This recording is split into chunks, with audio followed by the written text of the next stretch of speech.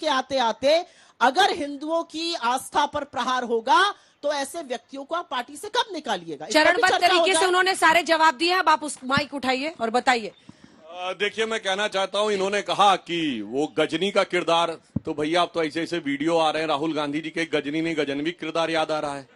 पहले क्या था, अब क्या बोल गए। और तो और छोड़िए, कहा नहीं लिखा हुआ भूल जाते हैं। अपनी सरकार के समय की पार्लियामेंट्री कमेटीज का लिखा हुआ भूल गए, नेहरू का लिखा भूल गए, इंदिरा का लिखा भूल गए, राजीव जी का लिखा भूल गए, और अब आके कहने लगते हैं कि नहीं साहब मैं कह रहा हूं तो मैं कह रहा हूं। भाई छोड़ दो, पार्टी छोड़ दो, देश छोड़ दो, अपने खानदान का तो याद रखो। जो उन्होंने कहा था उसकी बात करें। इसलिए जिसको, मगर देश की जनता को सब कुछ याद है कि किसने कब बोला था, क्या बोला था, किस मकसद से बोला था। मैं कहना चाहता हूं संबित पात्रा ने तो उस विषय के ऊपर तुरंत माफी।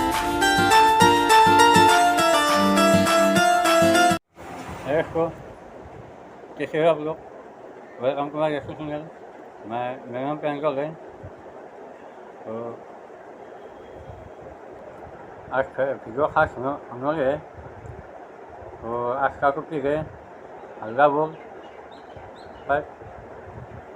तो जैसे कैसे शुरू होते हैं।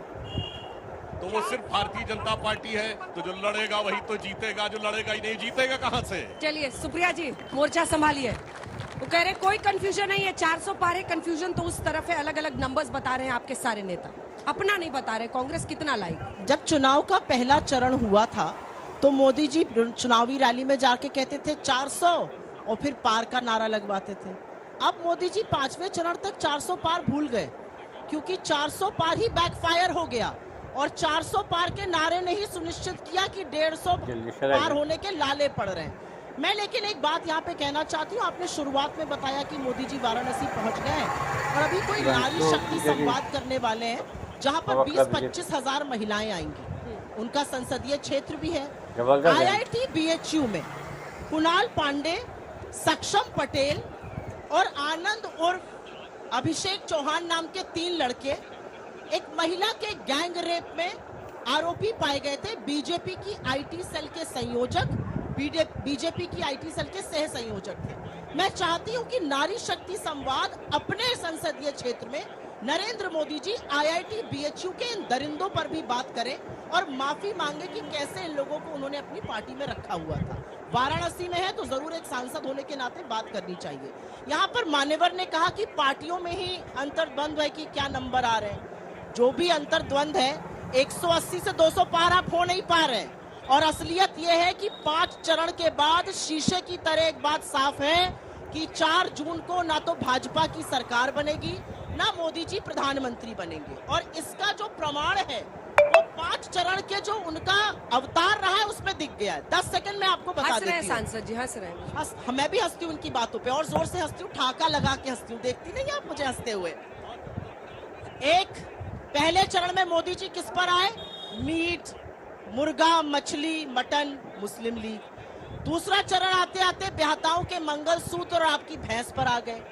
तीसरे चरण में अपनी आंखों की पुतली, अपने जिगर कलेजे के टुकड़े अंबानी अडानी को ही बोल डाला। बोरे में भर भर कर, टेम्पो में लाद लाद कर काला धन बांट रहे हैं। लेकिन ईडी, सीबीआई, इनकम टैक्स सुनी नहीं रही है प्रधानमंत्री की।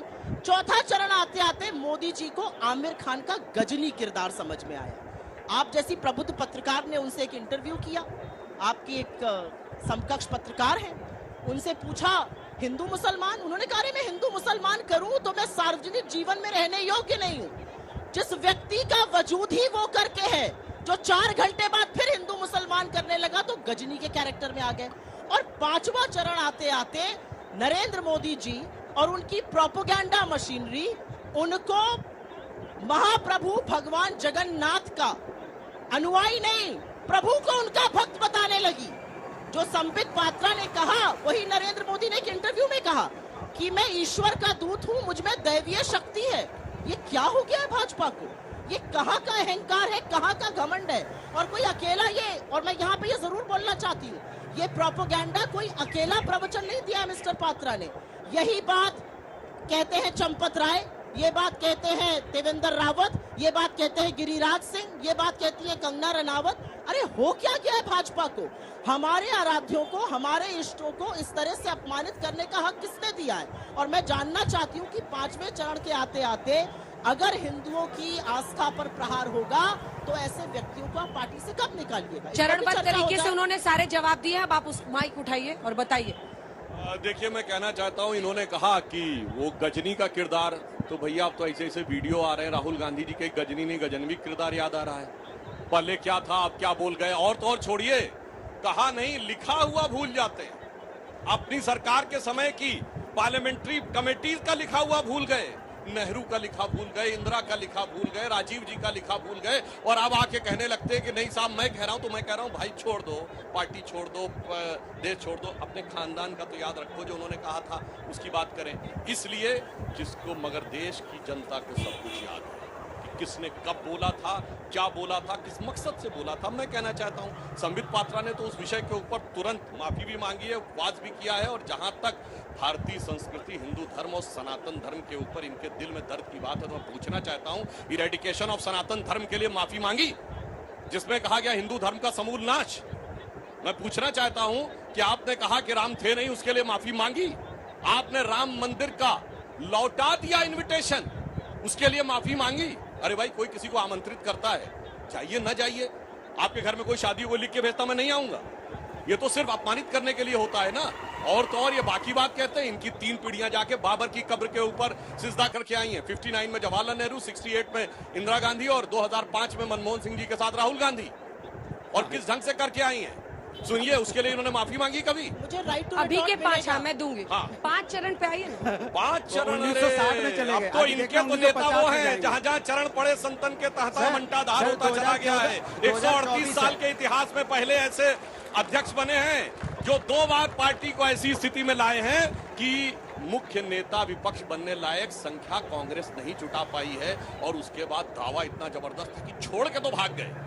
देखिए 2019 बाद छोड़ दिया उन्होंने, मैं अध्यक्ष नहीं रहूंगा। छोड़ दिया तो शांति से घर बैठते, कहते जो अध्यक्ष रहेगा वो चलाएगा। ना ना नहीं, न्याय यात्रा मैं ही निकालूंगा, ठीक है। फिर दूसरी वाली यात्रा भी मैं ही निकालूंगा।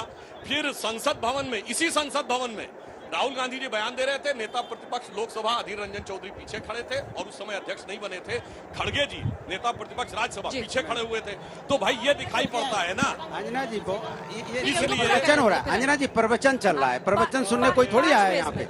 अरे ये नहीं, भाई, ये राहुल बात जी कर पर रहे हैं, ऐसे ये बात लिखा कर रहे हैं है। कांग्रेस दिल में की वो दर्द सुनना है। चाहते हैं अपने रोजगार की बात। सुनिए, आप उनके गठबंधन कांग्रेस का अध्यक्ष बनेगा, सुनिए, नहीं बनेगा, आपको क्या दिक्कत है? गठबंधन की आप बताइए, हकीकत सत्ता पक्ष देखिए में आपने क्या कि क्या जनता के कांग्रेस लिए? ने बोला आप तो बताइए, उनको बच्चे बैठे उनके लिए नहीं क्या है। क्या आपने रोजगार के लिए? क्या क्या महंगाई के क्या क्या आपने अनुराग बताइए? जी, आप छात्रों के लिए अनुराग क्या जी, बताइए? आप बीच में नहीं। 1960 गिरा रहे हो, 1950 गिरा रहे हो, ये वैसे यहाँ पे 2024 की भगदड़ बात मचाने के सुनना लिए चाहते हो? आगे। कमाल की बात कर रहे हैं आप। अनुराग जी बीच में नहीं, बीच में नहीं। अनुराग जी देखिए, अब मैं सुप्रिया बात जी कह लूं। नहीं, पहले सुप्रिया जी जवाब देते, छोटा सा जवाब वो देना चाह रही, क्योंकि राहुल जी पर ऐसे लिखा है उन्होंने, उसके बाद में- छोटा सा नहीं दूंगी, थोड़ा लंबा मैं भी दूंगी, जितना लंबा वो हाँ नहीं नहीं, उसका आधा देने दीजिए। टाइमर लगा लीजिए, बोलिए। छोटा सा नहीं दूंगी, थोड़ा सा लंबा दूंगी। समझा लीजिएगा, पूरा ये जवाब जलेबी ना ये बनाए। बीच में हमारे नहीं, वाले बीच नहीं में। बोलेंगे हम, ठीक। अनुराग जी यहाँ पर प्लीज इस देश के युवा, यहाँ पर इस देश का भविष्य बैठा हुआ है। इनके सामने जलेबी बनाने से आपको क्या मिलता है, मैं ये जानना चाहती हूँ।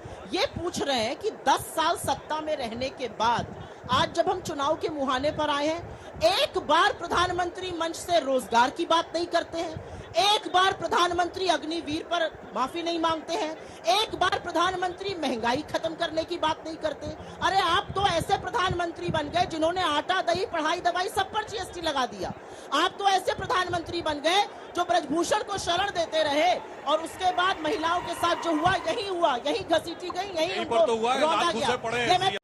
एक बार वीडियो कमा करी वो कैसे कैसे लगा वीडियो जबरदस्त बोला है अच्छे से।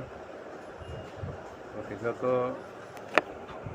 वीडियो अच्छा लगा तो लाइक, कमेंट और शेयर भी करना। Bye bye.